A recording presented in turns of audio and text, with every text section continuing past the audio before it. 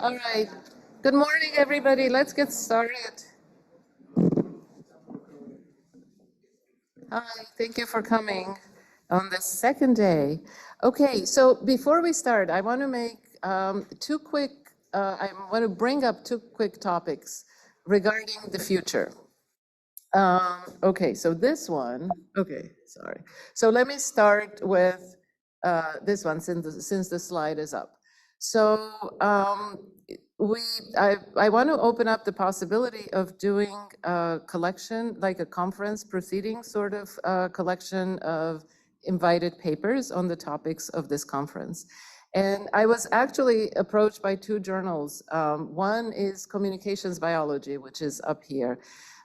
You may be familiar, this is a new series. The Communication Line is a relatively new series from the Nature Publishing Group. So they have Nature Neuroscience and then Nature Communications, and then they have Communications Biology.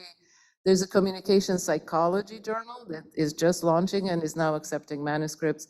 And I think those are the two that are, there might be others, maybe, I don't think they have computation, but so those are the two that are relevant to us, biology and psychology. Impact factor is around 6, 7. I happen to be on the editorial board of these guys and Communications Biology, and I know that they would be happy to consider a collection. And I think that what I will do is after the conference, we will send you a survey. So just fill out the survey indicating if you have papers you would like to contribute. And so the approximate topic of it. So we're talking obviously over a time span of a year and a half in which you can submit papers. So the advantage is that it is cross-disciplinary, right? So it's not narrowly focused on biology, it's broad biology and also computational research.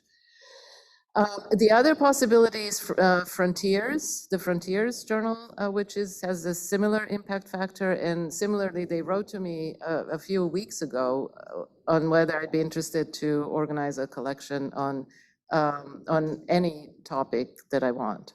So I would need to recruit. They want something like 2 to 4 editors. So some of you would have to volunteer to do it with me. And then also they want a list of potential submissions so they can plan, okay? So just be on the lookout. I will send out a survey after the conference. Okay, the other question has to do with future conferences of this kind. So some of you may be aware that this is actually the 4th conference. We started, I forget the exact year, but the first one was Pierre-Yves and I organized at Pierre-Yves' place in Bordeaux at INRIA. And then the second one was in London, and the third one was in Philadelphia, and this is the 4th one that we're doing here. So In organizing all of these, I realized that this field is actually much larger than we can represent, even here. So, for example, what we're leaving out of the talks is development. You've seen a lot of posters, but we couldn't accommodate speakers to talk about development. Education, metacognition, what else? I'm leaving stuff out. And even of the fields that are represented here, I don't think we do justice. There's a lot more work there. So I really think that this field could use a serious yearly conference that is about a week long, something like that, that we should start to maybe build a society and apply for funding. NIH has research grants and more serious funding, so you know we can have breakfast and stuff.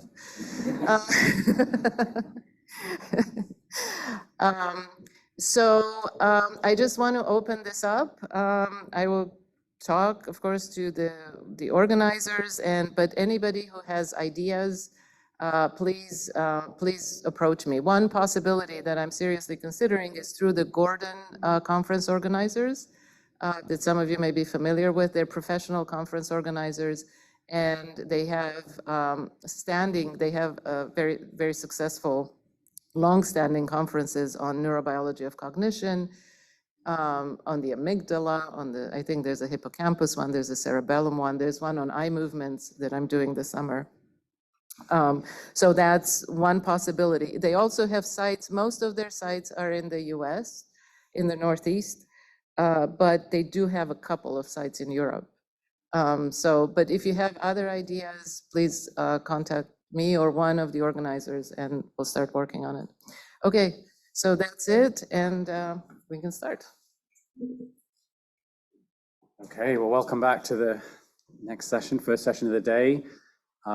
In sort of hopes that I'm not completely messing up the topic, this is the mind-wandering session, not for you, but for our speakers. Well, they're going to talk about it, hopefully not do it. So we are, yes, starting with Jessica Andrews-Hanna, who's going to tell us about minds at rest. No excuse for you.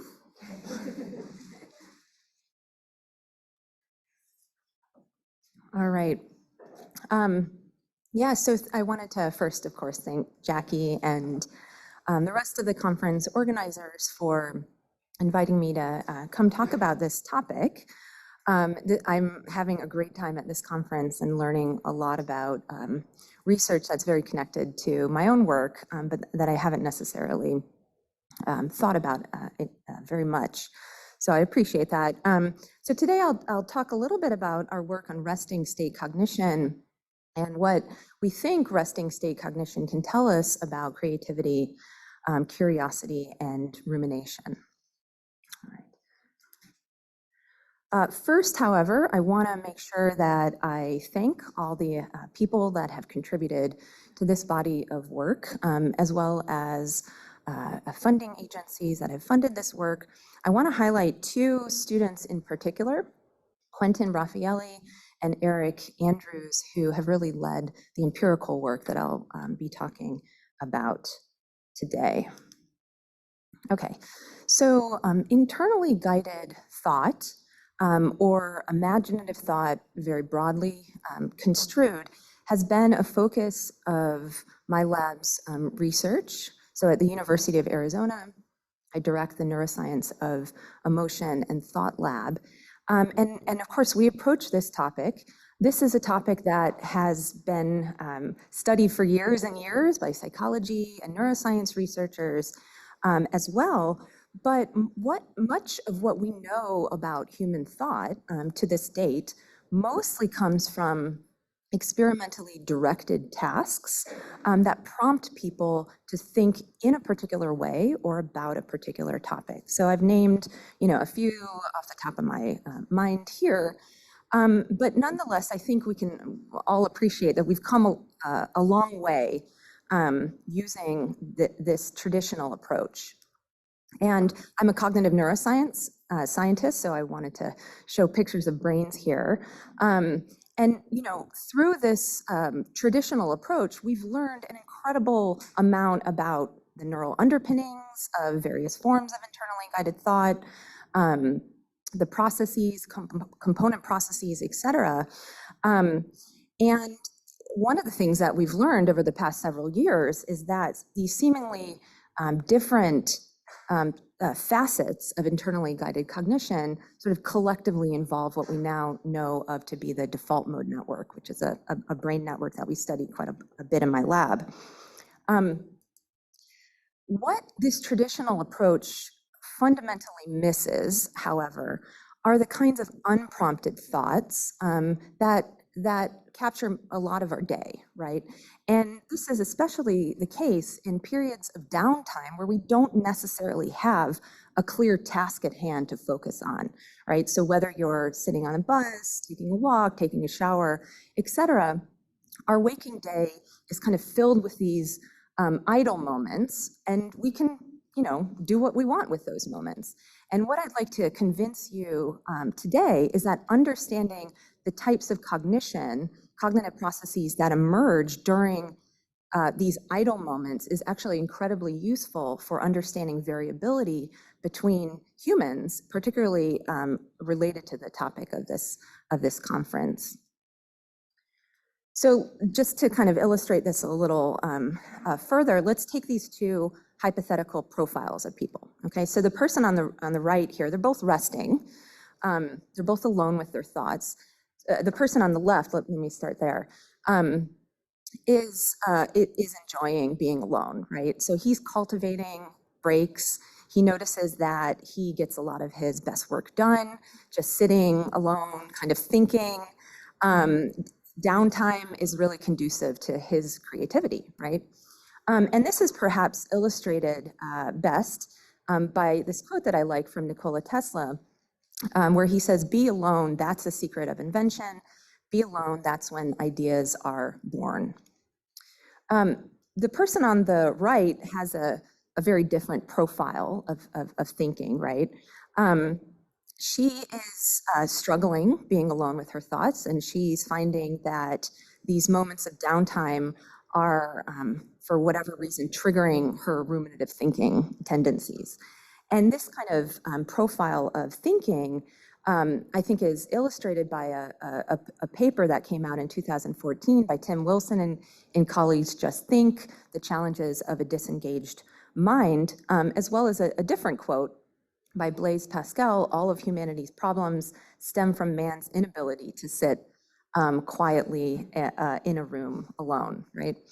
So if you agree with me that perhaps these contexts are very interesting contexts to start to experimentally quantify, the question is, how do we do this, right? I mean, obviously these people are alone with their thoughts. Trying to gain insight into this could pose some challenges. What I find kind of interesting is the resting state context has been, we know a wealth from the neuroscience literature about the resting state context, from the explosion in research on resting state functional connectivity. Also, periods of rest have been used as control conditions for a number of experimentally directed tasks. This is in fact how the default mode network was discovered in the first place. But despite this wealth of neuroscience research in these contexts, we actually know relatively little about the cognitive processes that are emerging during these resting states, much less how they may map onto some of these things. And that's kind of where I'm going to try to go today. All right. There has been a little bit of work, including some of my own work, that has attempted to kind of figure out what people are thinking about during these resting states. For the most part, however, the methods that have been employed have either relied on retrospective surveys, which we know are prone to memory biases and cognitive impairments. More recently, experience sampling has been used where we try to interrupt people during a task or during periods of rest and ask people, what are you thinking about now? What are you thinking about now? What are you thinking about now? But as William James, famously talked about when he wrote about the stream of thought way back when, our consciousness is not a series of like freeze frame images, right? Instead, our consciousness evolves very dynamically like a stream or like a movie. And I think these dynamic features of thinking are what is really missing from existing research on this topic. The dynamic characteristics of thought are also central to a neuroscientific model that I had the opportunity to kind of put together with Kalina. I won't delve into this in a lot of detail. I assume she's going to be talking about this model of spontaneous thought. But I wanted to, for the purposes of this talk, highlight two forms of thinking: rumination, ruminative thinking, and creative thinking.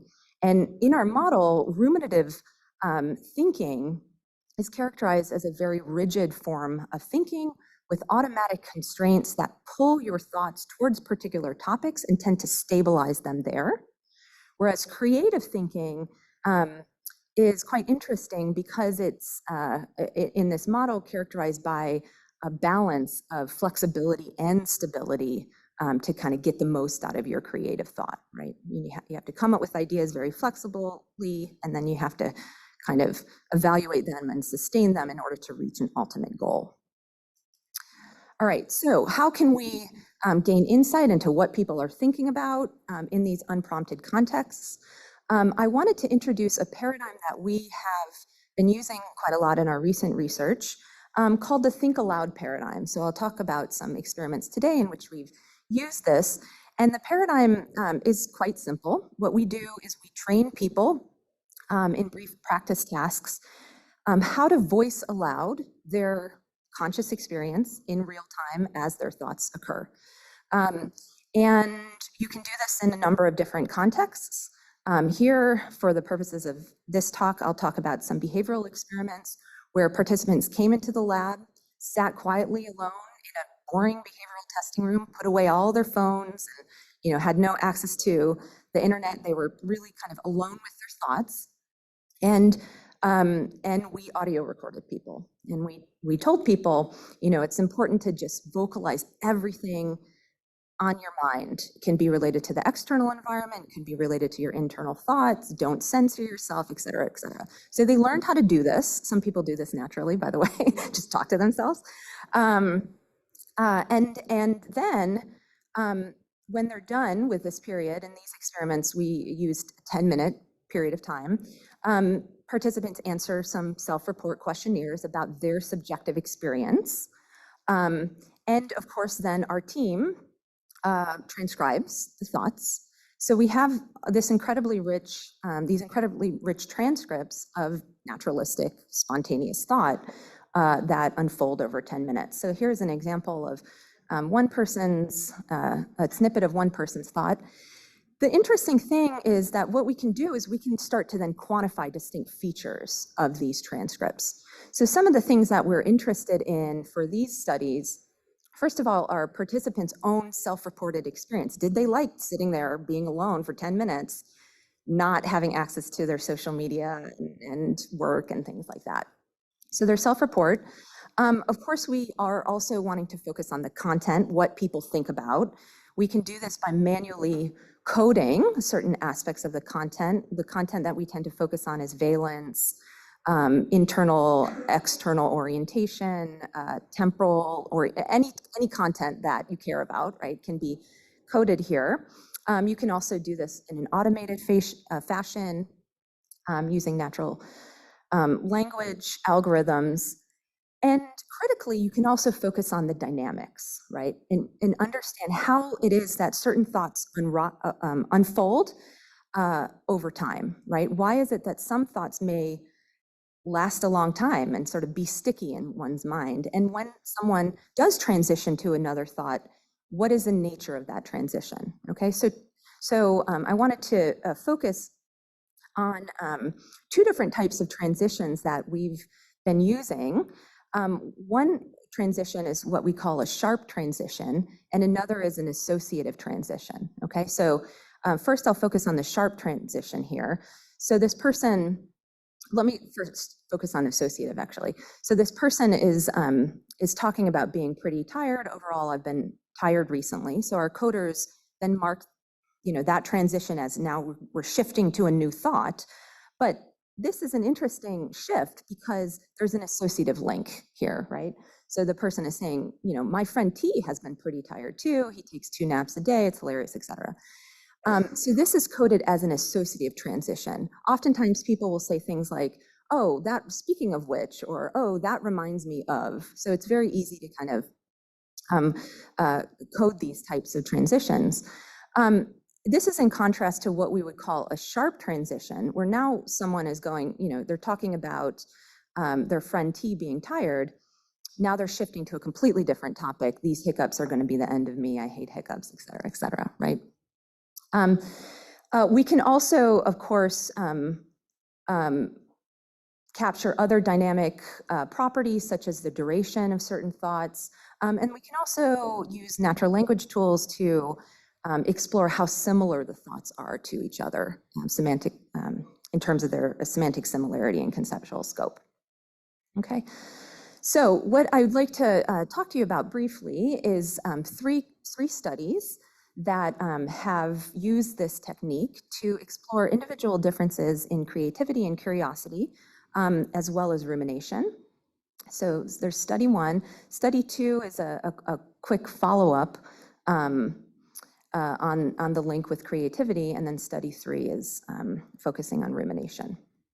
All right, so study 1 consisted of 78 young adults using a very similar paradigm, the one that I just described, the think aloud resting state paradigm. And here we were focusing on self-reported boredom and self-reported movement of thoughts, as well as these dynamic characteristics. We measured individual differences in creative ability using a divergent thinking task in which we asked people how they would make money with 100 rubber bands, and their responses were rated on originality. That's our main metric of interest. We also explored curiosity with this questionnaire, 2 different forms of curiosity, your propensity to kind of explore the unknown, new experiences, as well as to embrace uncertainty and people that are unfamiliar to you, places, etc. Now, you may be wondering about this method in terms of, are people actually censoring themselves? Are people, are the things that people talking about relevant to one's actual day-to-day life? So we went through a number of steps to try to validate this technique. First of all, what we're finding is that the mean number of words that people generate is in line with what we would calculate or expect from uninterrupted speech. So that's one promising thing. Participants are also reporting a relatively high degree of similarity of their thoughts to the thoughts they experience in day-to-day life. On a 0 to 1 scale here, it's 0.71. They're reporting a relatively low amount of censorship, maybe mid amount of censorship, despite our efforts to really encourage people not to censor themselves. But importantly, these metrics were not related to individual differences in originality, so we didn't control for them in this particular study. Okay, so what did we find here? How do creative people think in these unprompted contexts? So first of all, this is consistent with prior work. We're finding that more creative people or more original thinkers on this divergent thinking task score higher on both subscales of this curiosity questionnaire. All right, so they tend to be more curious people on this questionnaire. Interestingly, we found that both originality and curiosity was associated with a pattern whereby people generally tend to be more engaged and have more interest in being alone with their own thoughts. Okay, so this was characterized by speaking more words overall during the 10-minute period of time. People just generated more content, the more curious and creative they were. And they experienced less perceived boredom, right? So the mean levels of boredom was about 0.4 on a scale of 0 to 1, and people who were more creative and more curious reported being less bored just sitting there and thinking. That was quite interesting. What we also found is that higher originality was linked to more explorative and associative thinking at rest, as you might expect from some of these models of what is a creative process, right? So people perceive their thoughts as more freely moving, the more creative they were. And interestingly, they had a greater proportion of transitions that were characterized by our team as more associative. So what this means is that at rest, the more creative people, the more original thinkers, tended to experience thoughts that then reminded them of another thought that then reminded them of another thought, right? And I'll get back to that in a minute, because I think that's quite important for what we think about in creativity. In this particular study, we found no relationship with the semantic similarity of thoughts, however. Okay, in a kind of an extension of this study, we ran a separate study involving an app that we have called Mind Window as part of a larger project. And this study was done during the COVID pandemic. So we have quite a lot of people here across the lifespan. And what we were interested in is, well, what about how do creative people think in arguably much longer periods of unstructured time, right? So the COVID pandemic, of course, was a time with lockdowns where a lot of people found themselves kind of being alone with their thoughts more, right? And so as part of this study, we use a global measure of creative capacity scale and asked people, since becoming aware of or impacted by the spread of COVID-19, how bored have you been? And perhaps unsurprisingly, we found that people who self-reported greater levels of creativity in their own thinking styles and in their occupation are reporting less levels of boredom during COVID. And this also was the case after including a number of things in our model that predicted boredom. So increased age was negatively associated with being bored, increased socioeconomic status was as well, but creativity still survived. These are very small effect sizes, however, so that's very important to know. Okay, and so sorry, let me just summarize here. So what we're finding from these studies on creativity is that more creative and curious individuals tend to be more engaged with their own thoughts at rest, and they experience thoughts that are more associative and dynamic in the relations between them. And I think this is very interesting because it supports earlier theories of creativity, namely Mednick's original associative theory of creativity, where he found that highly creative people basically have stronger associations between words, between concepts in their semantic networks, whereas less creative people have some very strong associations with just a few concepts, right, that kind of steeply decline. These kinds of findings have been supported in more recent literature. So this is a study showing that highly creative people have more flexible semantic networks with concepts that are linked through shorter path lengths. And so basically what I think is interesting about this study is it's then translating these findings to what people think naturally in unprompted contexts when they're not asked to be creative. Right? All right, so finally, the third study is zooming into ruminative thinking, that in some ways you can maybe think of as the opposite of creativity. And here we're focusing on subjective experience, content, and dynamics. We explored rumination with the brooding subscale of the ruminative responses scale. And here is what we found. I'm going to try to speed through because I'm realizing I'm a little over here. I have 3 minutes? Okay. All right, good. That's wrong. Okay. All right, great. All right. So what we found is that people who scored higher on this trait rumination questionnaire, in these unprompted resting state contexts, they generated thoughts that were more negative. This is all sort of objectively rated, by the way. Were more negative, more past-oriented, and more self-focused. This is very consistent with what we would expect from what rumination is. It's a major symptom of major depressive disorder. Now, interestingly, when we focused on the dynamics, what we found was not that ruminative people had sticky thoughts across the board. That definitely wasn't the case. There was a propensity to get caught in negative negative emotional conceptual states, right? So those particular thoughts tended to be longer in time, whereas positive thoughts tended to be shorter, all right?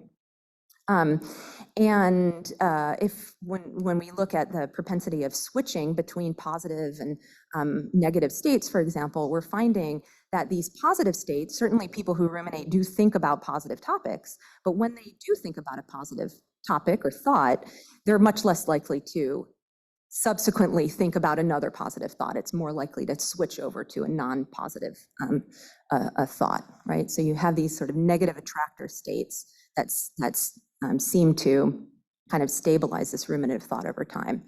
And interestingly, here we found, when we looked at the semantic similarity of subsequent thoughts, we found that for high ruminators, having a negative thought is more likely to lead to a subsequent narrowing of conceptual scope over time. This is very consistent with Fredrickson's broaden and build theory, where negative mood states are presumably linked to a more narrowing of conceptual scope. And this is what we're finding for our ruminative individuals, such that these 10-minute periods of time have the propensity to kind of get you stuck in a downward spiral of negative thinking. This is illustrated by this snippet from one particular person. This person is saying, "This is ridiculous. I can't believe what my life is like right now," you know, and kind of going on and on. I've just blacked out. It's quite personal things here about the problems that they're happening in their life. Then they switch. Why is the number lock on? I touch it, but no, it's going to mess up like it did last time. Then they literally say, well, I don't have much external environment to work with. I'm just getting flooded with my own thoughts right now. Then they cycle back to the original theme and start in on the ruminative thinking. Okay, so in summary, hopefully I convince you that the resting state context in this paradigm in particular offers metrics of content dynamic and subjective experience that have predictive and ecological validity. That divergent thinking and trait curiosity is linked to a style of idle thinking in which people are more engaged, more mentally explorative, and more associative. At rest, this extends to much longer periods of time, like the COVID pandemic.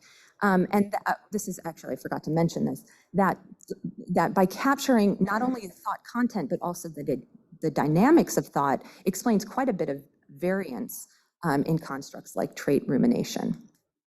And then finally, just to end on a broader implication, first of all, I think these findings may help us understand sort of the dynamic nature of the brain in relation to constructs that we think, you know, would have dynamic underpinnings, such as rumination.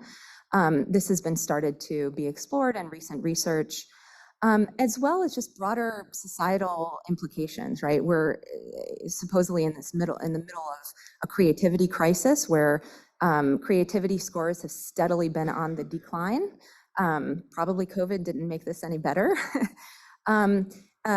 As well as, you know, a mental health crisis where what we're seeing is that the rise in major depression and other mood and anxiety disorders is steadily on the rise. And, you know, maybe it's the case that, you know, we don't cultivate breaks much anymore. We're a Western society where we pride ourselves on not taking breaks and constantly being on the go. And, you know, we use our breaks to kind of distract ourselves with social media. So what does this mean about people's ability to kind of sit alone with their thoughts? All right, so thank you very much. I appreciate that.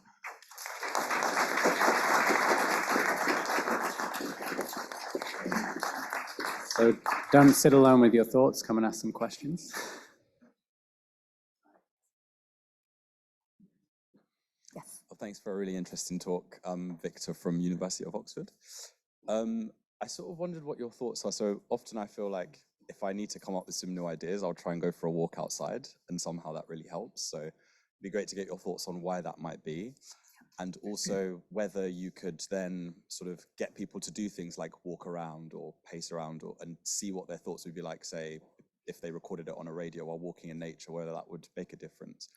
Yeah, that's a really good question. So I think this is a phenomenon, and there's been a little bit of work, although it's not conclusive in the experimental literature, that having periods of breaks seem to, whatever it is about the neural underpinnings of those breaks seem to stimulate creative thinking, insight. There's been a little bit of work on that. Maybe some of this, my work, I guess, suggests that effect may not be present for everyone, right? I mean, maybe there's a particular profile of thinking that's really important to have during these breaks. And so when we think about using breaks as therapy, we might need to start to tailor the therapy towards the profile of individuals. So for you, going on a walk may stimulate, your creative ideas and memory consolidation, and probably involve a lot of hippocampal associative connectivity. But for someone else, it may not necessarily, right? So I do think there also is potentially a connection between movement, physical movement, for example, moving around in your space, dopaminergic processes involved there, and potentially mental movement as well. And that's an area that really hasn't been getting a lot of research in neuroscience or psychology, but great ideas. Thanks. Hi, I'm Maggie Jackson. I'm a journalist and author who's coming out with a book on uncertainty that features many people in this room, to which I'm grateful, including your work. It was a great talk. I have two quick questions. In the first study, you mentioned the Kashtan Curiosity Exploration Scale. I think you pulled two questions out of that, and I know you probably used a kind of index, but I just wondered if you broke out, or was there any divergence between the first question and particularly the uncertainty question. Can you hear me? Yeah, I can. That's my first question. My second question is, could you talk a little bit about, or if you thought a little bit about, the technology issue? Because you mentioned that at the end, and it seems so important. I'd really love to know whether people who are high iPhone users are lower at comfort with time spent alone, or everything to do with your studies. Yeah. Thank you. Yeah, I think that's both great questions. So I'm kind of going off my memory a bit for some of the data on the different subscales of curiosity. One thing that I didn't mention that highlights the differences between those two different subscales is that more people who were more likely to embrace uncertainty explored a greater number of themes in their mind. So they were more likely to kind of cycle between thoughts that had a distinct theme. That's kind of interesting when we think of curiosity, openness to experience in the external world. We are seeing some parallels in your own head too. So that was one difference where we didn't find that for the other subscale. And then the technology piece, I mean, this is a great question. I think it's you've hit the nail on the head in terms of the theory. But there just hasn't been a whole lot of work yet that I know of, at least to explore in a quantitative way. Certainly, the younger generation in our data reported being much more bored. So there may be a link there as well than the older generation. Yes. Hi, Ed Vessel at MPI. Really fascinating work, very cool. I have a question about the rumination part. I'm curious if in your study, if you can get any insight into whether or not narrowness of thought versus valence of thought is more linked to the negative mood outcomes. And I wish I could claim this question for my own, but it actually is from Moshe Bard kind of posed this in some stuff he wrote a while ago about kind of, is it that for example, if you ruminate on a positive thought, is that also a contributor towards overall negative mood? Yeah, that's a good question. In our data, both were associated with rumination. So not only the content, but also the sort of conceptual scope. And Kalina and I have written about there are other forms of positive rumination. For instance, there's maladaptive daydreaming, where people seem to kind of get stuck in these very positive internal kind of paracosms that also have negative consequences. That's why it's maladaptive. So I think I think there's a lot of room for exploration here, but the type of rumination that we were focusing on here is more depressive rumination.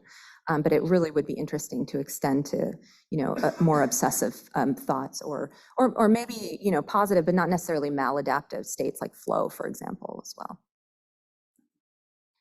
Hi, I'm Itai Shenhav-Brown. Fantastic talk.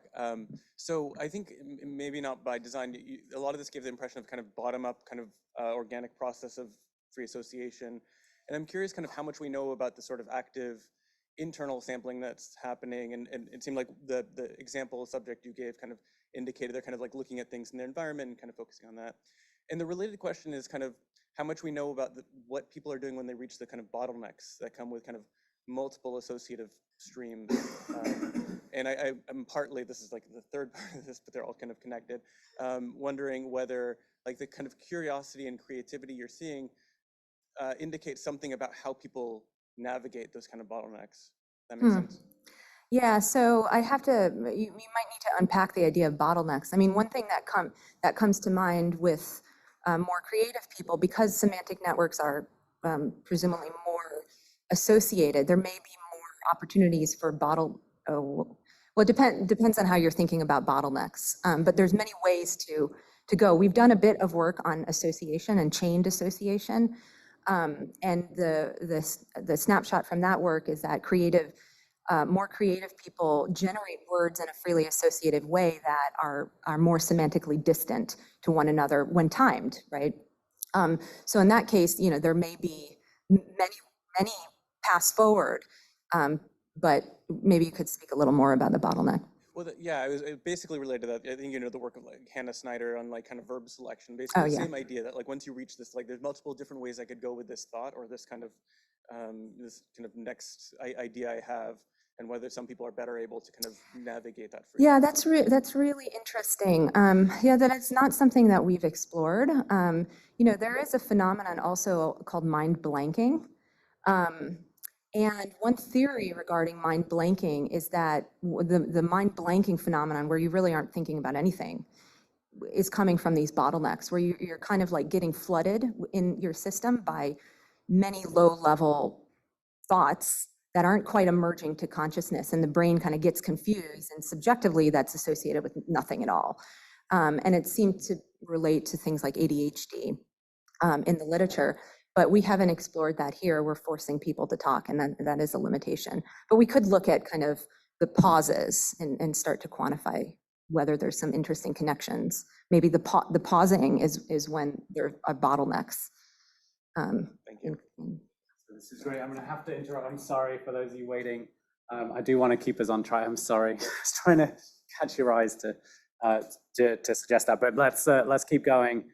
Great talk. So next we've got Kineret Chodorescu, who is going to tell us about the foraging mind. Take it away. Hi everyone, it's a pleasure to be here. And as I said to some of you, so I'm coming from behavioral economics and behavioral ethics, but today I want to talk with you about the exciting project that they have on foraging, which I thought will fit better to this conference. Okay. So foraging, which is commonly defined as searching for wild food resources, seems to play a crucial role in animals' ability to survive and reproduce. And the important thing about foraging behavior is that it involves an inherent trade-off between exploration and exploitation, which is a direct result of the environmental structure. So if you think, for example, of most natural environments, like rewarding resources like food items are usually located next to each other, creating patches.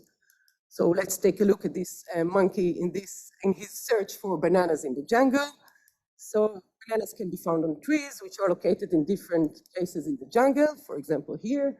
But the monkey does not know it in advance, right? So you need to explore the jungle until you find the first banana tree, and then you can exploit the bananas. But the problem is, of course, that rewarding resources like food and other rewarding resources are usually naturally depleted. So there are less and less bananas. You need to wait longer and longer until you get like bananas. The tree yields some bananas that are ready to eat. And at some point to survive, you need to switch and to explore the forest to get to the next banana patch, and then exploit it, and so on and so forth. So given this environmental structure, and I'm talking here about like rewarding resources that are organized in patches and they are depleted with exploitation, and that there is some exploration cost of traveling between patches, a search strategy that works well to achieve high level of overall rewards is switching between exploiting the current local resources and exploring further when the local resources are depleted.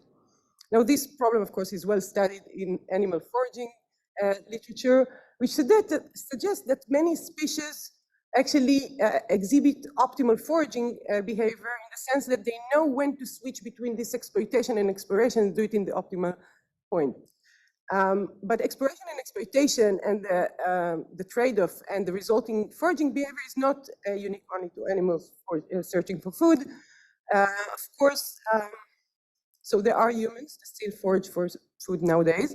But if you think about yourself, so most of us, we still forage for commodities, for information, and for enjoyment. So for example, then if you want to plan your next road trip, you probably need to make some calculation of where we want to stay longer, when to leave each site and move to the other site. And by the way, if you're with kids, forget about your plans, because you know that their enjoyment levels or slightly boredom is very unpredicted. So you'll probably find yourself engaged in a more spontaneous kind of foraging, more similar to animal searching for food. Okay, so anyway, in the last decade or so, researchers started to investigate the possibility that foraging behaviors do not occur only in our external physical environment, but also in our internal cognitive space. And the idea is that the internal world in our memory, reflects some properties of the external world. So like a location in a spatial map, so you can think about information that can, in our memory, that is close or far from other pieces of information. So the question is, do humans search in memory using transition between exploration and exploitation, like animals use to forage between patches in space? And in 2012, these researchers, so it's Thomas Hills, Mike Jones, and Peter Todd, they examined this possibility in the following way. So they gave their participants a verbal fluency task. So you need to say as many names of animals as you can in 3 minutes. Now, think to yourself about this. Try to think about animals. So what you do, and most participants do, you start with the most common animal categories like pets. So you start with cat or dog, or some starts with some farm animals like cow or horse or sheep. And the idea is that the structure of the semantic network implies that once you start with a cow, the item horse is immediately easily jumped to your mind, right? And then maybe a pig or a duck. But at some point, after exploiting the more accessible animals in these categories, you might want to switch to a different category, like wild animals, lion, zebra, cheetah, for which the items are retrieved more easily. And indeed, what these researchers found is they found that there is some evidence for patches in memory, and most importantly, people go between and switch between categories, semantic categories, when the categories start to deplete, and they do it in a very optimal way that is in line with the optimal foraging point. Okay. So this raises that, so it seems that we search in our memory in a similar way for which we and other animals search in the physical space, and this raises the following question. Is it possible that foraging behavior in the internal and external space are guided by the same kind of central executive search process? And there are some reasons to suspect that this is indeed the case. Especially because there is some evidence that spatial search in physical space and abstract search in the cognitive space, they both seem to share some common basis in the brain.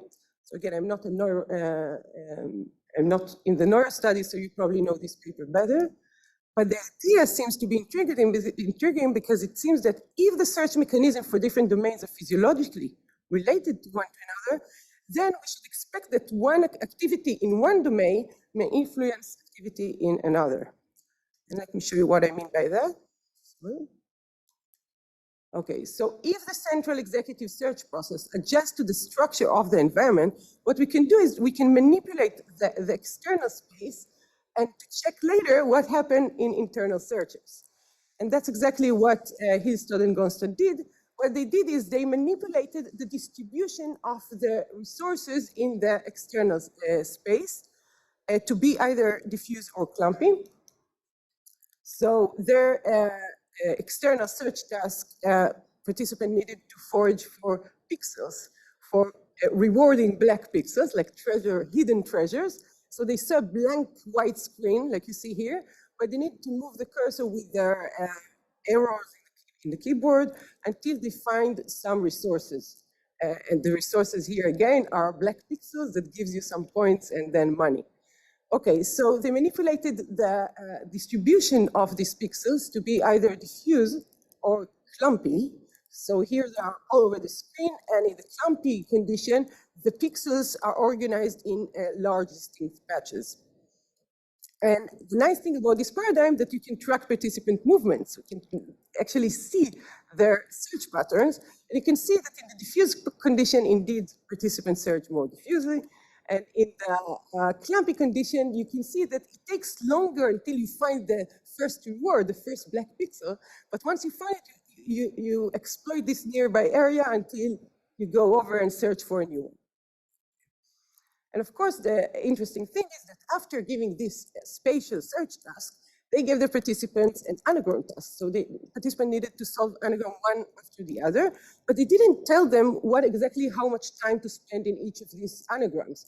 So after you start in this, for example, you have lamps, map, but at some point it's become more and more harder to think about new words in these anagrams, so you might want to switch to a different anagram, to the next one. And indeed, what they found is a connection between these two tasks. Specifically, participant research in the clumpy spatial condition here, they stayed longer within each anagram than participants in the diffuse condition. So these studies suggest, they have this replication, and these studies suggest that the distribution of reward of the physical space, in fact, can affect some kind of central executive search process, which makes some adjustment to maximize the reward in this domain. But this will also be carried over, like priming effect, if you want, to different domains, to searches in a different domain. So when I was exposed to these ideas during my postdoc at Indiana University, I thought to myself, okay, could it be that if there is a central executive search process, could it be that it also guides some more complex behavior like creativity? Because creativity, as Jessica just mentioned, is commonly referred to the product of two types of thinking, which is divergent and convergent. So divergent thinking is more flexibility of the mind to find more far or remote original ideas, while convergent thinking usually requires more persistence and focus to narrow down the search. Or in my terms, you can think about divergent thinking corresponds to exploration and convergent thinking more like exploitation. So the question is could it be that when people try to produce creative ideas, they will search the internal space of ideas in their own mind, balancing between this kind of exploration and exploitation, similar to the process of foraging in external spaces. So again, the aim of this project was to see whether this spatial search can affect creativity processes. And to do that, I first did a spatial search task. And I didn't want to use this, instead of using this pixel task, I developed kind of more engaging tasks, which use word search puzzles. Because the nice thing about word search puzzles is that you can control the way the target words are located in the puzzle, right? So I created this diffuse condition in which the target word is spread all over the puzzle, and a clumpy condition in which all of the words are the same words, the same number for the same words are concentrated in one area of the puzzle. But I wanted to track the participant search patterns. So to do that, instead of using this, I think I have some video, let's see if it works.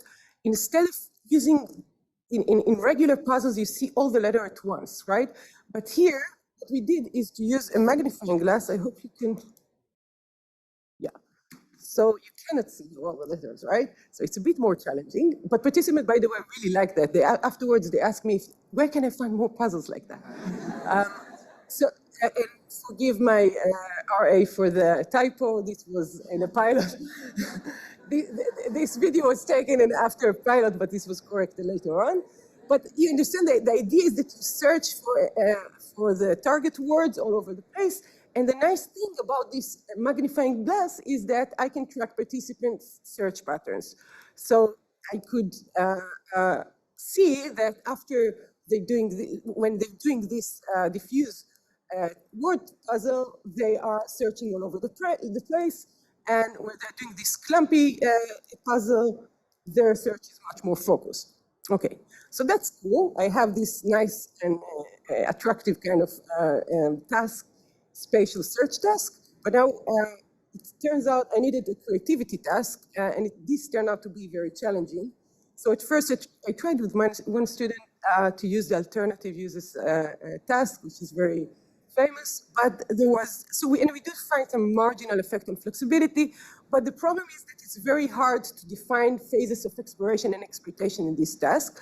Fortunately, I met Lior Noy and Yuval Hart in one conference, and they just told me, oh, we have a new creativity task, and they showed me that, and it was really, it's about people trying to create all kind of interesting shapes. And I told them, wow, this is so awesome because it's like resembles foraging. And I just introduced them to the foraging literature and they were happy, that was good. And I think probably they thought that this is a good idea because later on, when they published their papers, they called this task the creative foraging game, which is nice. So let me try to show you how it looks like. I hope this video is gonna work. Does it move? Does it? Yeah, okay. So participants see squares on the screen and they need to move each time they move one square and they can create all kind of interesting shapes. And once they have some shape that they like, they can simply save it in the gallery, okay? So for example, dog, maybe, I don't know, dinosaur, everyone can think about what it reminds them, but participants can play with it and they can move between categories. Like for example, for animals, now you can see, I don't know, maybe the letter H or a chair, right? So you have many different categories, and this is an associative kind of task. And they even mapped, so in these papers, they mapped all the possible categories. You have English letter, airplanes, digits, and so on and so forth. This is a really cool task. So what we did, most importantly, they developed this very nice algorithm that can quantify exactly the phases of exploration and exploitation. So this was perfect for me. So I said, okay, let's do this. Let's try to see if after this search in these word puzzles, what happens in their creativity task. And the hypothesis was that if after the diffuse condition, they will switch between exploration and exploitation more often and have shorter phases of exploration and exploitation. And after playing the clumpy condition, they will have longer phases and less switches. Okay, so we ran this. This is in collaboration with Ed Kenneth, who was mentioned also before, and Yuval Hart, who provided the task and its measurement. So we gave them 4 puzzles, but between conditions. So each participant did only the diffuse condition or he solved only clumpy puzzles. And then we gave them 12 minutes to do this creative foraging game. First thing we want to see if the spatial manipulation works. And indeed, we saw that the average time it took them to find the first word in the puzzle was longer. It took them longer time in the clumpy condition than in the diffuse condition. After they found the first word, the average time between each two subsequent words was shorter in the clumpy condition than in the diffuse condition. Okay, so the manipulation seemed to work. Now what happened in the creativity task? In line with our hypothesis, what we got is that the number of alternation between exploration and exploitation phases was smaller in the clumpy condition than in the diffuse condition, and there were longer, the exploration and exploitation phases were a bit longer in the clumpy condition. So it seems that there is a connection, again, between these two completely different tasks, and it can affect one another. But the problem, of course, we wanted to check if this is a robust result, so we did a replication, pre-registered, we took more participants. Again, we checked the manipulation, it worked, nice, and we got the same result. So actually, the number of alternation here is longer than and the phases themselves are a bit shorter overall, but the qualitative result remains in the sense that after playing slumpy condition, participants alternate less and they have longer phases of exploration and exploitation, although this is not significant. Okay, if you want to talk about that, I have some post-hoc explanation of why. Anyway, okay, so it seems that the spatial search does influence creativity process and which supports the existence of a central search process. And in the last few minutes that I have, so I have many ongoing projects that are related to that. I want to talk about one of them. I don't have results yet, but one of the things that I'm studying in the last year is dishonesty. So this is, by the way, a very cool research topic. So you need to be very creative to make people cheat, to be dishonest, and then to measure their dishonesty levels, which is very nice. But I started to play with the thought that maybe, we forge not only in the memory and not only creativity, maybe we also forge between all kind of dishonest action. This is a project that I'm currently doing with Peter Todd from Indiana University and his student Tyler Kelly. And just to give you clarify what I mean, think about a person that is late for work. So, if you want to avoid the angry face of his boss, like when he tells him, I just didn't wake up. So if you want to avoid that, you can use some kind of excuses. I had like medical emergency, there was a car accident, and I had a traffic jam. For your convenience, here are the 10 most common excuses. So there are many possible dishonest excuses that you can use. And the point here is that once you use one excuse, it's a bit problematic to use it later on again and again. Because how many times can you say to your boss that, there was a car accident, there was a car accident. So at some point, your boss will start to suspect, right? So exploitation here of the same dishonest acts, meaning that the reward are depleted in the sense that they increase the probability of you getting caught. Okay, so there is to be something similar in this. So what we did is we're now currently developing a new dishonesty foraging paradigm in which we provide participants with the option to be dishonest in several ways. And what we do is to, so if we have a physical environment, I control and manipulate the location of the target. But here, what we do to create or to control this foraging behavior, we change the adaptivity of the enforcement policy. So how fast it reacts to exploitation of previous dishonest action. Now, so there are many ways, we're still working on that. I don't have results to show you, but if you think about that, I think this is like, I don't know, this could be very interesting to think about if you are an employer and you want to think about the fact that maybe your enforcement policy, the way you treat dishonest action might influence your workers' creativity, how they diffuse, how they go between divergent and convergent thinking. So again, I don't have result, but I don't yet, but I think that this is a very interesting question, and I will stop here and take some questions, and we'll be very happy to talk with you about that also later on.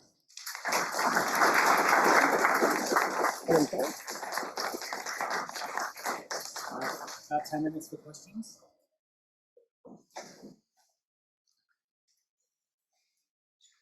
Cool. Thank you. That was a really cool talk. I was wondering, there is now literature connecting moods and emotion to rewards, and maybe instead of maybe some central search process, could it be that in the first search I have some mood or emotion induced that then modulates the second search process, and that's why maybe you get similar effects?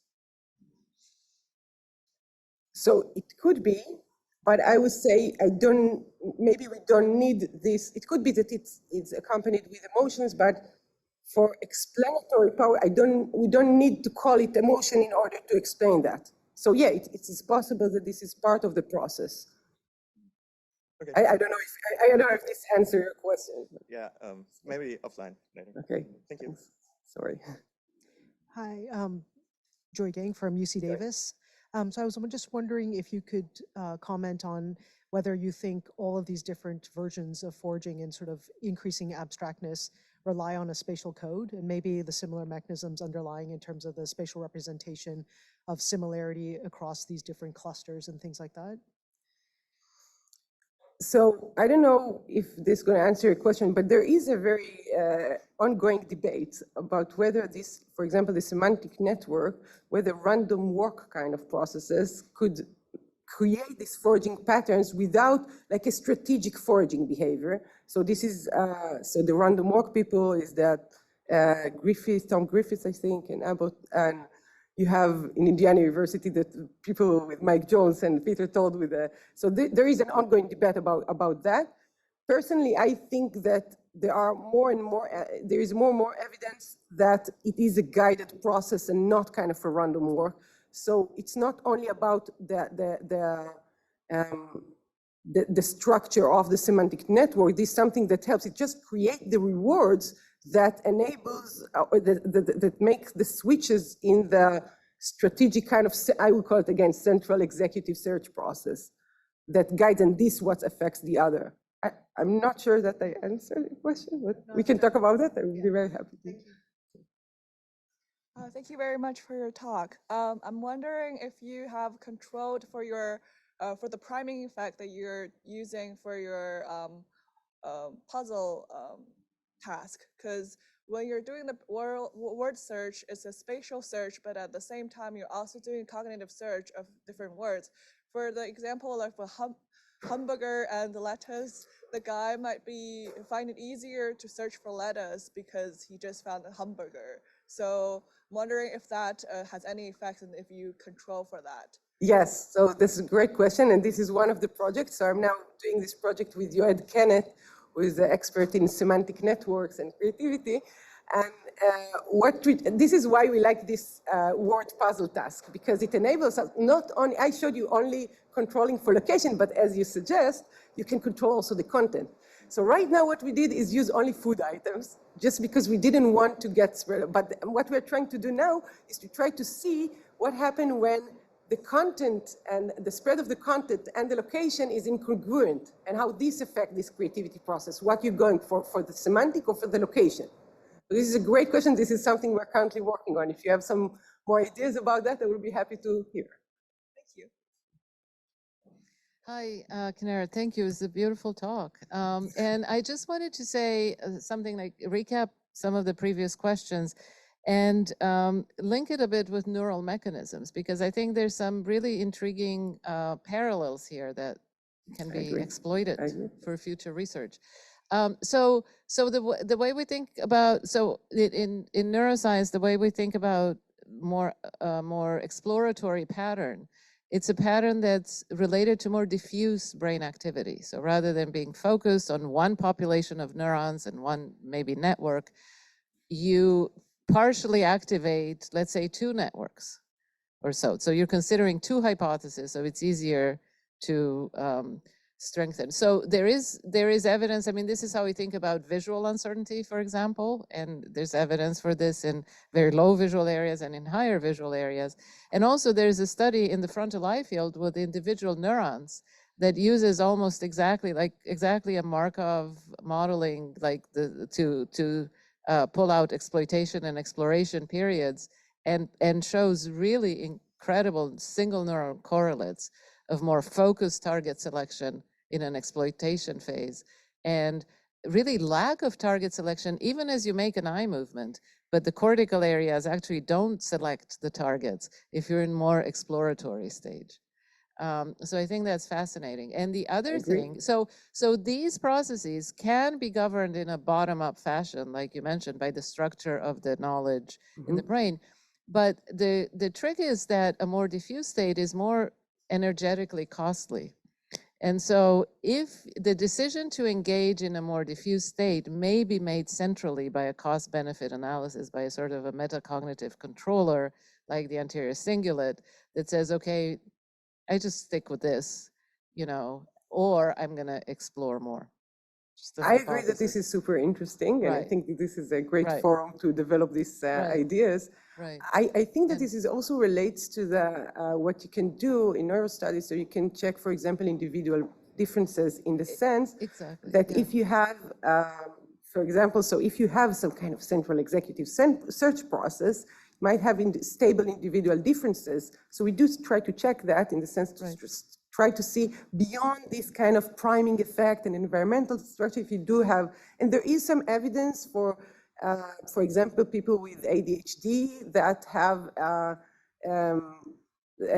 specific, that have across domains kind of search patterns that seems to be in line. There are some correlate.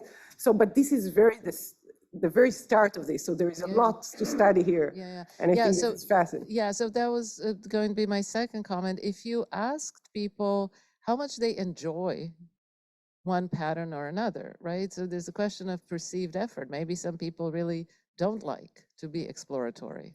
So, you know, I did check about the search puzzles, the word search puzzles. I did check that the comments that I get, that they ask me for more in puzzles because it turns out to be very engaging test. And I checked, it was about the same in these two conditions. So it was not that it was, you would think that it might be more in the diffuse than in the clumpy area or And related to that, I wonder if you might look at personality questionnaires, because some of the studies that we do on information-seeking behaviors, the scales of tolerance, stress tolerance, and thrill-seeking really come up as indicators of uncertainty attitudes on those tasks of information search. So from my experience in my research, I tried so many different scales, and again, I'm studying many other decision-making kind of type of studies. And the only scale that I found that it consistently can predict how people actually behave in search tasks is the need for cognition scale. Right. Interestingly. So I tried many other things, but this was the only one that repeats itself that seems to predict. So people high in need for cognition search longer, they search more for data collection. If you try to distinguish between the phases, it's more about the exploration phase that is longer.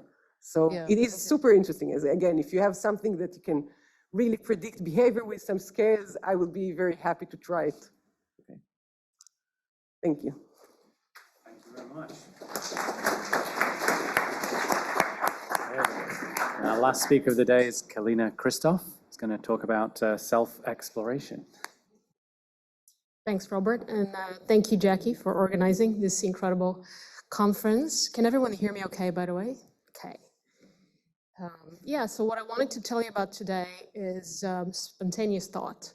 And by the way, I wanted to correct Robert. I would love it if you mind wander during my talk. The only hope that I would have is that your mind wandering might incorporate some of my slides. To begin with, I wanted to tell you about how I became interested in spontaneous thought in the first place.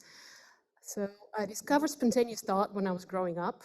I grew up in the country of Bulgaria, which at the time was still under Soviet dominance. This was the early 80s and mid 80s as well, before the Berlin Wall fell down. And I remember distinctly this experience that I had of spending a lot of hours on the bus every day, and the buses looked like this. And the environment, including those buses, could very well be captured in Ben Hayden's two conditions. It was very sparse reward, and also there were many opportunities to, if not die, get in major trouble with the authorities. So that definitely limited exploration in the physical space. But the way I discovered spontaneous thought was in this incredible contrast between what could happen in my mind and what I could do in physical space. So what I discovered was actually this exploration in mental space, which to me felt very spontaneous because for the most part, my mind was just doing it. I was not controlling where it went, but it was discovering these amazing conclusions, spaces, experiences mentally. So at this point, the second half of my life, I've spent on this side of the former Iron Curtain, and nowadays the public transport that sometimes I might take looks more like this, and I still look at people and wonder what's going on through their minds, just like I used to do when I was growing up, and imagining what might be going on through our minds. And of course, I can't fail but notice how a lot of people, including myself, oftentimes were staring at our devices, and makes me wonder, just like Jess brought up, what is changing and what are the opportunities that we've lost although there's lots of things that we've gained as well with these devices.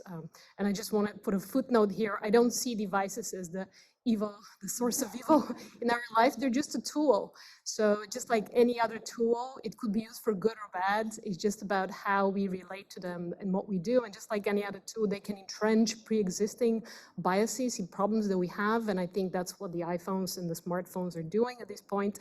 We're just using them to entrench already pre-existing cultural biases against internally oriented states, which is what this session is shaping up to be about. So what I wanted to tell you is how I understand spontaneous thought and some of the studies that we've been doing. Jess Andrews Hannes has been a huge collaborator of mine and a big part of the work that I'll talk about today, as have a few other people who I'll mention. But my main thesis for you kind of comes out of these two questions. Why do we have spontaneous thought at all, if you think about it? And what is the point of spontaneous thinking? If you think of thinking as a tool that gets us somewhere or achieves this goal, spontaneous thinking seems like complete just nonsense. Why would you want to have spontaneous thinking when you don't even know where it's going to get you to? So what is the point of such spontaneous thinking? And what I'll argue today is that there is a big point of spontaneous thinking, that it is very important, because what it really does, what its function is to connect our experiences, subjective experiences that we undergo every day, which in and of themselves are meaningless. This is very much related to what Dan Schachter talked about yesterday as episodic memories. So these are experiences that are lived, that we can sometimes revoke, not revoke, but invoke or re-invoke in our minds. And then connecting that to a sense of meaning. So what we already mentioned on a couple of occasions where questions came up about meaning making or sense making. So as we're making meaning of these experiences, what we're doing is constructing a self. Because inherently these experiences are subjective. They come with a essential feature of subjectivity. They're ours.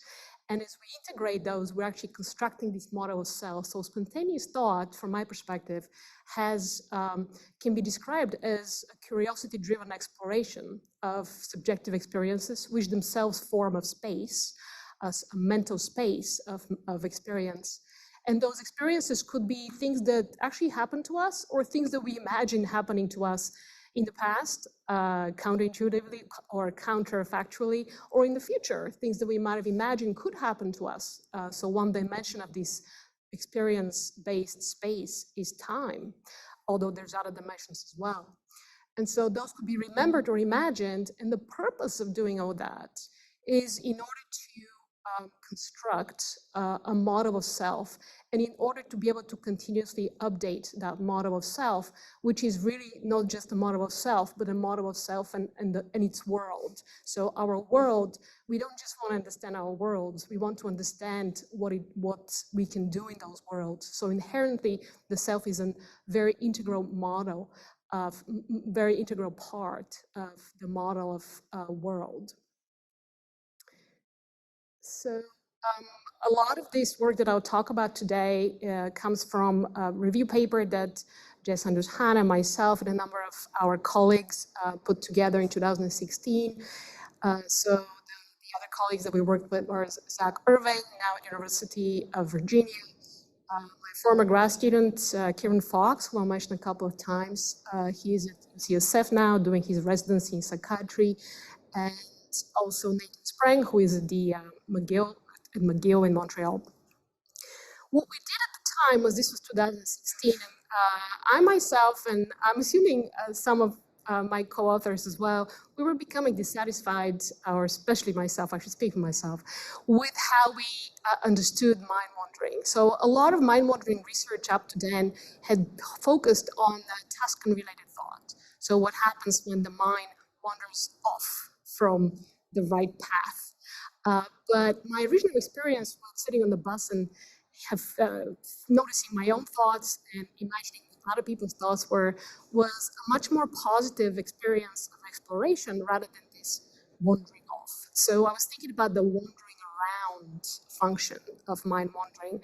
And so what we ended up putting is this theoretical framework which tried to capture mind wandering as a form of spontaneous thought.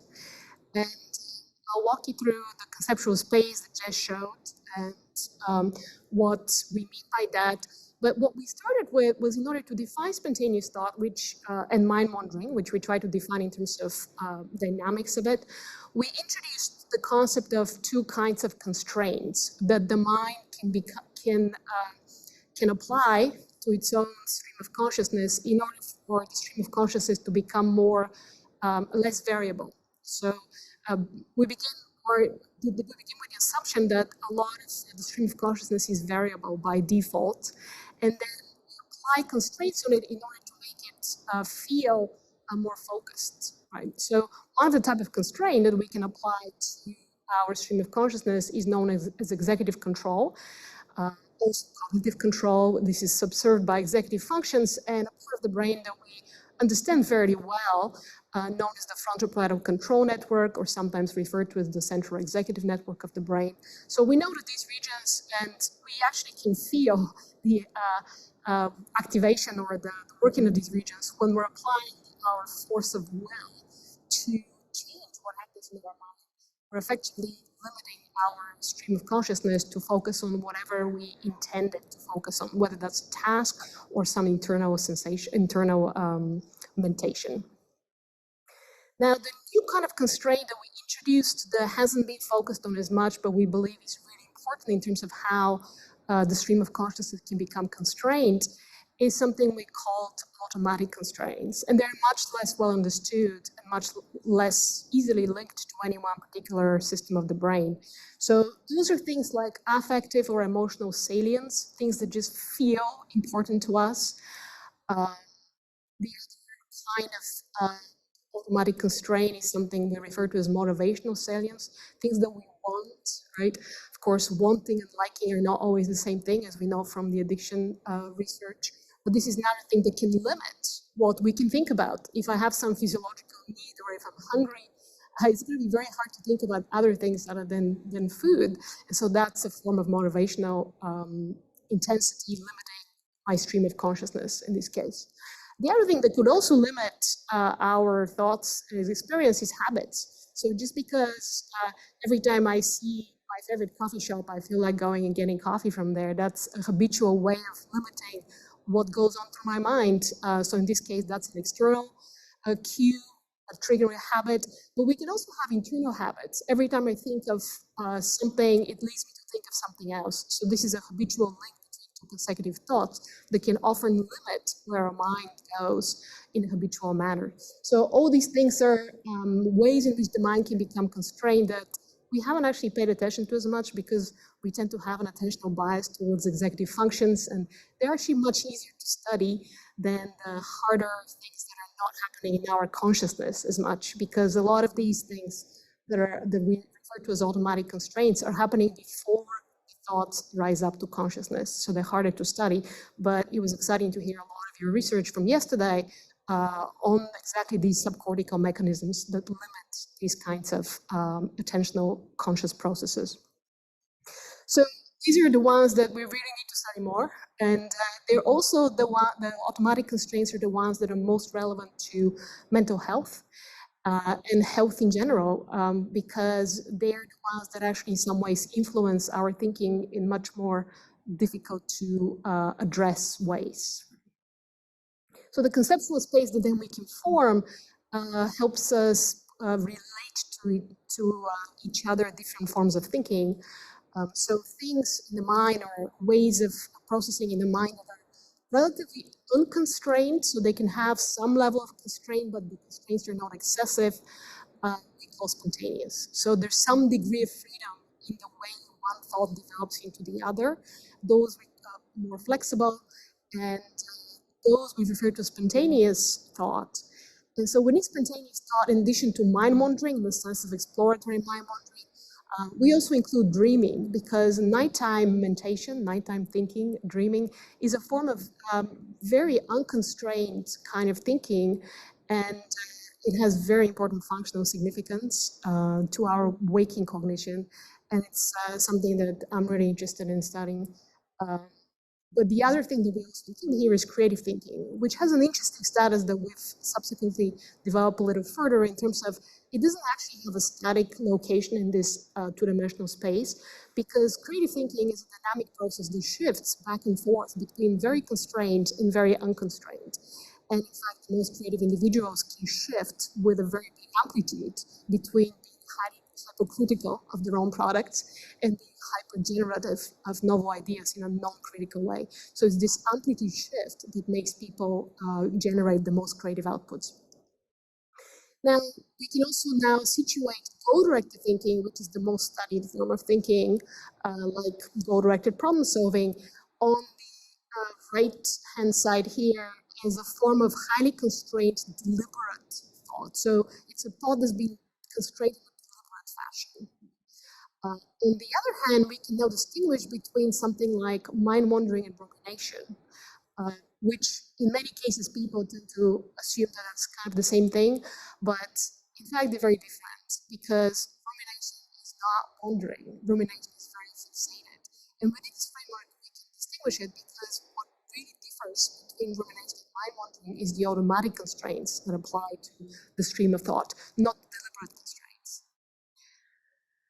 So all these constraints and different kinds of thinking can also be understood in terms of large brain, large-scale brain network dynamics. And so the networks that we specifically look at are the default network, a major player in a lot of internally oriented cognition, as well as the control network, but also the medial temporal lobe structures, which are part of the default network as well. And so one of the things we've introduced is that these different kinds of constraints, including the deliberate and automatic constraint, can be linked to different networks. And so we link at this point automatic constraint to a number of networks, including the default network core, the more cortical regions of that network, as well as salience networks, which are known to be associated with emotional and motivational salience. One important thing is that we look at what are these sources of variability in the mind. In fact, we've introduced something called the default variability hypothesis, which is that by default, again, our minds are constrained, and then different constraints can limit what we think about. This actually is based on some earlier work that I did with my former grad students, Matt Dixon and Karen Fox, where we tried to locate the potential sources of this internal stream of thought that arises when we're not paying attention to external environment. And we built together some potential parallels between the sensory streams, which tend to arise retina point visual cortices in some very interactive ways, and reach some of the cortical regions where we know conscious experiences become formed. And we discussed a parallel stream that seems to be originated hippocampus and medial temporal lobe structures before consciousness, and I'll show you some data that we have on that. And then it rises up to the same frontoparietal control network mechanisms to then instantiate our conscious experience of whatever's been arising through medial temporal lobe sources. I'll skip quickly because I'm going to run out of time, but one of the important things, as I already said, when it comes to rumination and mind wandering, is that when we consider these automatic constraints, one important point that I want to argue is that rumination and anxiety are not spontaneous. Even though our intuitions that are based on how we talk about it makes us, maybe sometimes categorize them as spontaneous because we don't intentionally control them. But my argument is that spontaneity is not the same as lack of intentional causation, because lack of intentional causation could be due to many things, and in many cases it can lead us to a mental rut, it can lead us to rumination, it can lead us to a fixated mental state that doesn't change. But for me, spontaneity is a lot more than lack of intentional causation, and it requires dynamics, which the lack of intentional causation does not specify. So that's potentially a point for discussion. The one distinction that become really important to me is about, people often talk about the default network and we try to explain a lot of things with it. But I always ask, well, which part of the default network did you activate? Because the medial temporal lobe part of the default network, or DTL as we refer to it, seems to be doing something very different than the more cortical parts of the default network. And As I said, we are linking the core parts of the default network to automatic constraints. So these are the narratives that we tell about ourselves and the world, right? And they can be constraining as well as freeing. Whereas the medium temporal lobe seems to be generating content that in certain circumstances can be quite variable, including dreams. Right? But that is what will lead to the spontaneous generation of content before it even becomes thought. So what's the evidence for this? One piece of evidence that we've put out there comes from a study that used highly experienced mindfulness meditators. So these are people who had been meditating for decades and had tens of thousands of hours of meditation experience. And we brought them in the scanner because we wanted to know the exact onset of a spontaneously arising thought. And these meditators, that's basically what meditation develops as a skill, is noticing the arising of a spontaneous thought against the background of attention to breath. So what we have from this study are, what we wanted to look at is what happens in the brain before, during, and after these button presses. And what we saw was that before the button press, before they consciously detected spontaneous arising of thought, and you could argue it takes about 300 seconds to execute a motor response in response to a mental event. We know that that's on the order of response delay. What happened was that we were able to observe functional differences and increases in the medial temporal lobe structures of the hippocampus and the parahippocampus on the order of seconds prior to the button press, so prior to the conscious arising of that thought. So we think what's happening in the medial temporal lobes are these generative mechanisms that do things for us way before, like seconds before we're consciously aware of the outcome of these generative mechanisms.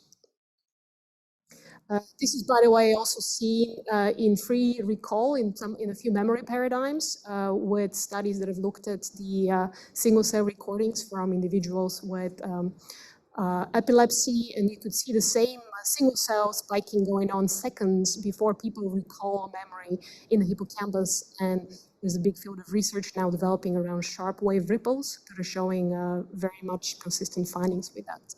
So I'm going to wrap up here because I'm running out of time, but just to recap, for me, spontaneous thought connects our subjective experiences to our models of ourselves and our world. And it's very, very much captured by these notions that we're discussing in this workshop around curiosity-driven exploration. And there's a possible connection here with Gruber's talk tomorrow in terms of the dopaminergic influences on the hippocampus, which may facilitate exploration, while the related interactions may actually suppress exploratory. So amygdala and its interactions would be related to things like anxiety and rumination. They would suppress exploratory mode, and the hippocampus would enter into a different mode that's much more constrained in those circumstances. Skip through these things, and one last thing I'll mention is we've been expanding our network to include a more complex version of creativity, which is much more dynamic, as well as some of the more recent findings around psychedelics, which are very much turning out to be about opening up the space of exploration for rethinking our individual experiences in novel ways, which is the purported mechanism behind a lot of psychedelics influences on our ability to understand ourselves. People walk away from these psychedelic trips oftentimes with a new understanding of themselves, which helps them cope with things like addiction, depression, and so forth. That's at least the theory of what's going on. And the final note that I'll put out there as a potential contention and a possible discussion is that there's a really important connection to agency here, because when we understand spontaneous thought in the sense that I've talked about here today as exploration, it's no longer the case that we can see spontaneity or mind wandering as a loss of agency, which some people have argued represents. And to me, it's actually quite the opposite. So just like play and improvisation, the two analogies to me that are most accurately capturing my feeling about spontaneous thought helps create rather than eradicating our agency.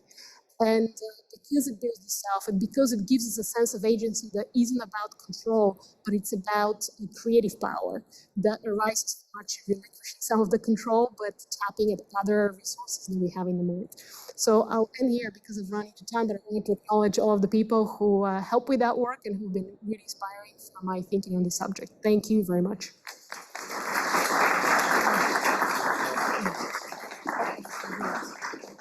We have time for questions. Hi. Thanks for that. It was a very interesting talk. You focused in on the internal thoughts as almost like a separate system. The spontaneous thoughts is separate from the external processing system.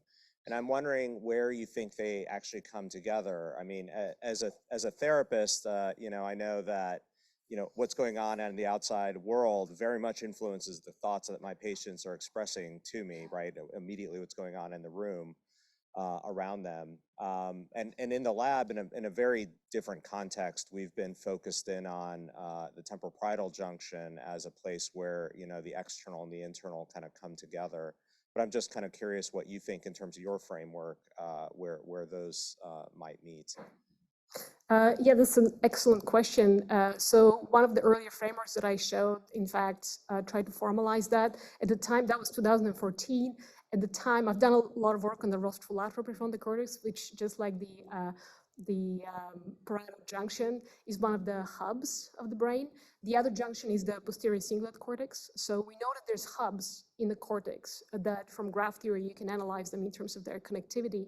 That's where their conversion zones, both in terms of functional and anatomical connectivity, but also I think in terms of the mental processes. So what happens is these hubs, including the region that you've been studying, basically, first of all, they support our conscious experience, and they also integrate the different streams of sources into our conscious experience. And the different streams, the way I see them, are exteroceptive, so vision, hearing, mostly tell us about the external environment. Interoceptive, so things about the body, like the breath is a prototypical interoceptive. There's a different stream in the brain outside of these hub regions that carries information about the internal milieu of the body, as sometimes it's being referred to. And then there's a third stream, which is the most understudied, and is the one that I've been focusing on, which is non-sensory. So sometimes I still struggle with a word for it that's positive rather than negative. It's non-sensory because it's neither interoceptive nor exteroceptive, but it seems to be generated from these hippocampal simulation mechanisms. So it's simulative, if you like one positive word that I've thought about. So what happens is these streams kind of sometimes compete with each other for which one's going to dominate consciousness. Sometimes they integrate with each other. And I think a good therapist usually helps people integrate the different streams because they all form our experience. So after a good therapy session, I would walk out with more of an acceptance of all the different sources of my experience. And I think our model of self, which is oftentimes updated through a lot of very arduous processes of things like mindfulness meditation or CBT or whatever we do to update it, ends up serving to integrate these streams better. Because the more impoverished our model of self and world, the less ability we'll have to integrate the multiple streams that feed into it. Okay, thanks. For sure, thanks for the question. Yeah. Do we alternate between the microphones? Yeah, okay. Yeah. Great talk. Thanks very much, Colleen. So I was wondering about I was curious why you sort of privilege or put the focus on sort of the building models of the self. So we know from animal research, like from in rodents, that during sort of like moments where they're just sitting around, there's also like a lot of replay that they relate more to building models of the environment, actually, right? Like that you build a spatial map of your environment, and that you do forward and backward replay of states that you visited or that you maybe plan to visit in the future. So do you think that that there is some, do you think that we really sort of build models specifically of the self, or is it just building models of basically the world and ourselves in it? Yeah, I think the self is central, and the way I understand, and I've talked about the self, as Evan Thompson and I, Evan is a philosopher, a collaborator of mine, we put out a paper a while back about the extent cognitive neuroscience oftentimes constrains the self to be about this narrative self, which then makes it unique to humans. And I think that's not at all the case. I think the self is a central part of the animal models of themselves as well. So what we talk about is the agentic self, which is effectively constructed in the process of interacting with our environment. So in order to interact effectively with an environment, an animal needs to have some notion of self. It's not necessarily explicit, but it's part of their model of the world. Because in order to even, any organism that reacts to its environment needs to be able to distinguish between what is environment and what is self. So it needs to have some way of drawing the boundary between organism and world. And that's the process of self, which is much more of what Damasio would call a core self, rather than this narrative self, which we humans can construct as well, but it's the highest level of self-construction that we do. And it's not by any means the most commonly used. So for me, self is about this interactive self, which arises in the process of interacting with an environment, which animals very much have, including all these spatial maps that, I mean, if you think about, and I love the connection between spatial exploration, Kenneth, you drew that, spatial exploration in physical space and exploration in mental space. I think very much the exploration of our mental space is piggybacking on our processes of exploration in physical space. And I think that's probably one of the reasons why the hippocampus is helping us explore mental space with a structure that evolved to help us build spatial maps of our environment. So I think very much so these spatial maps are very much self-representing, because they're not, even if you look at spatial maps, they often have an egocentric component to them as well as an allocentric component. So all these self-specifying processes begin very early on evolutionarily and occur in every brain all the way up to the human brain. So that's the sense of self that I usually work with. Thanks. Mm-hmm. Hi. Yeah, really cool work. I was a little bit surprised about some of the mappings of the sources of sort of internal constraints and internal variability and how you'd map them onto different brain networks. And so how I would have imagined it, and this could be just incorrect understanding of the neuroscience, but for example, when you talked about motivational and affective components, you mentioned a little bit I now forget what you mentioned in your actual thing, but I would have thought like amygdala and like striatum and OFC are like really where like those kind of things might have come from. And then when you talked about those habitual associations, I would think like maybe hippocampus and whatever most of your cortex and semantic knowledge type of stuff, I would have thought that's like a very distributed cortical thing. And then, but you were really saying, focusing on different regions. And then you were also saying the core default network was a source of constraint. And for me, I think of that as neither constraint nor variation. I just think of it as like perhaps constructing coherent scenes and narratives and imaginations, which just seems like it's where you're like putting all of this mishmash of stuff together. What do you think of all this? Excellent question. Yes, so two components. The one thing I'll preface it with, this is exactly where a lot of more work needs to be done, and we're doing. So you're picking up exactly on what I would pick up on, which is that while we really don't understand automatic constraints and they seem so important, the two specific thoughts that come to mind in response to your comment is that, first of all, even though I talked about the salience networks, I very much include in that the amygdala.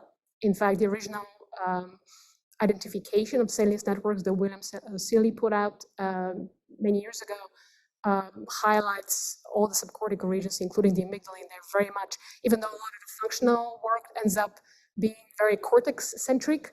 I think the subcortical structure is a very integral part of that.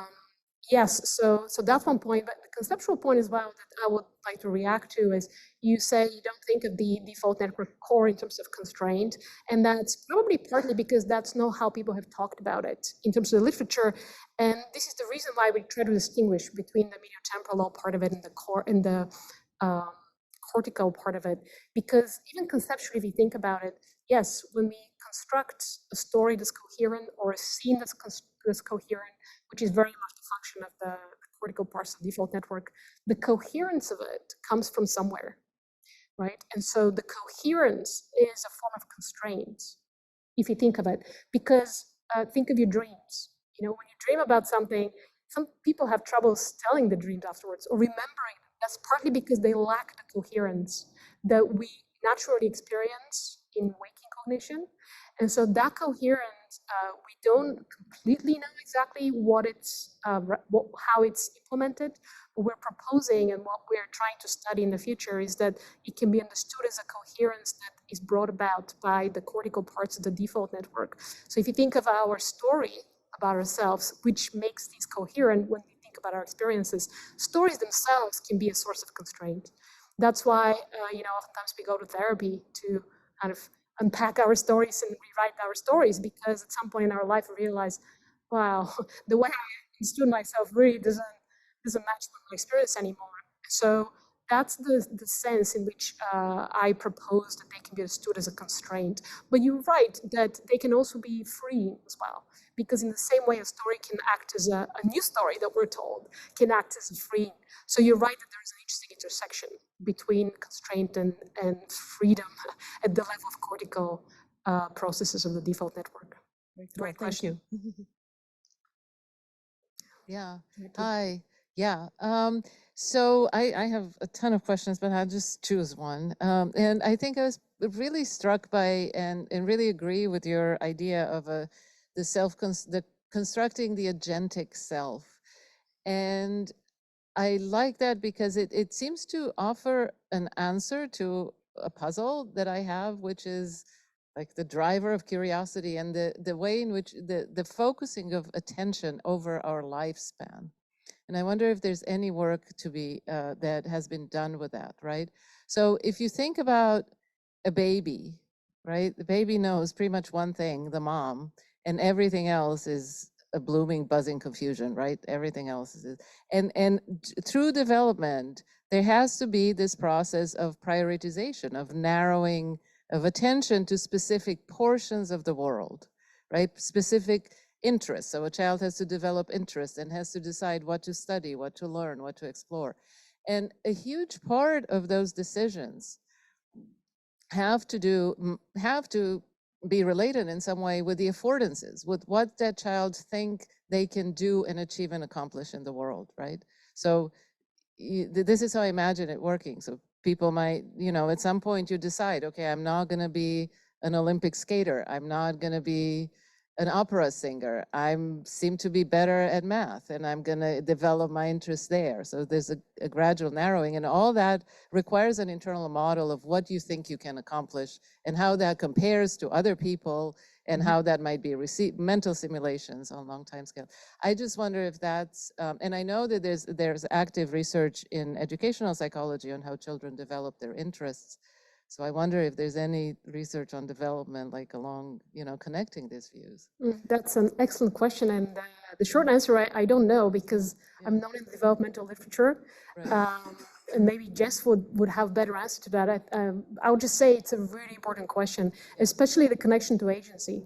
Right. Because agency is such a driver for, it's motivating, right? And seeking states that increase our agency.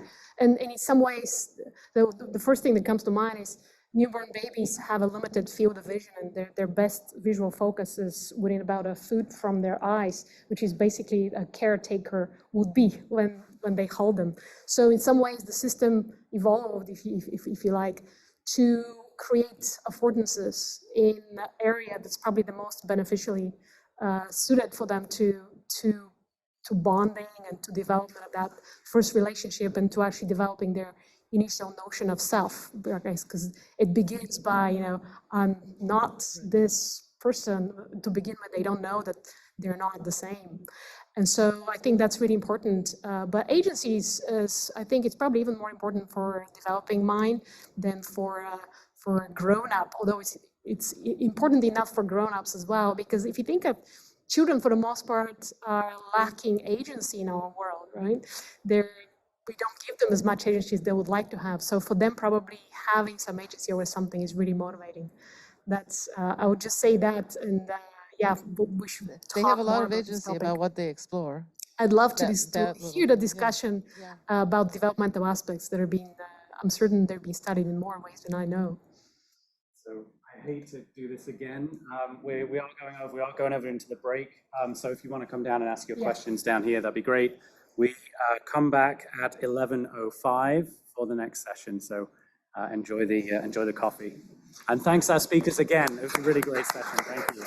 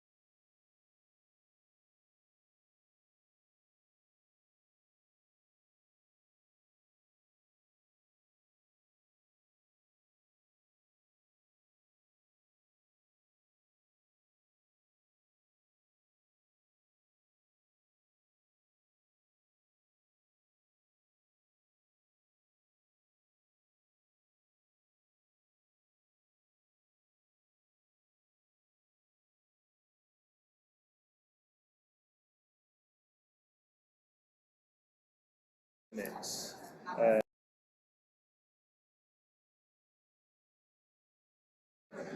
Jackie says? Just do what Jackie says.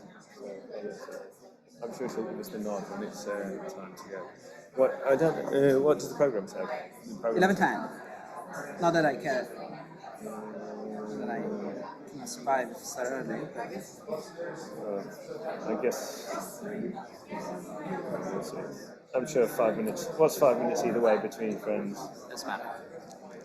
For some reason, I don't think there's anyone in the audience. You don't? What? Online. I think there is online. No, what I mean is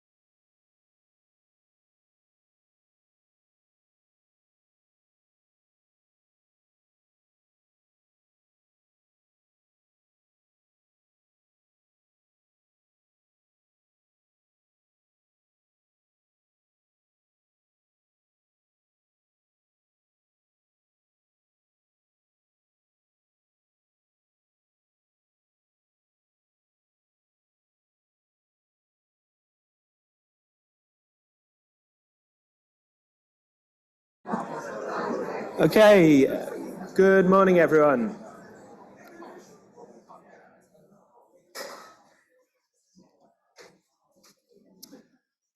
Thank you very much. Yeah, good morning, everyone. So my name is Mark Dean. I'm from the economics department here at Columbia, and I'm here to moderate what is either officially or unofficially the economics section for today. Yeah, I'm very pleased that Jackie invited us to be involved in this, because as you're going to see, we think at least a little bit about some of the same issues that have been talked about from the neuroscience and psychology perspective. So it's been great to have that opportunity. And now we're going to turn the tables, and we're going to have some economists to describe a little bit how we think about this. So.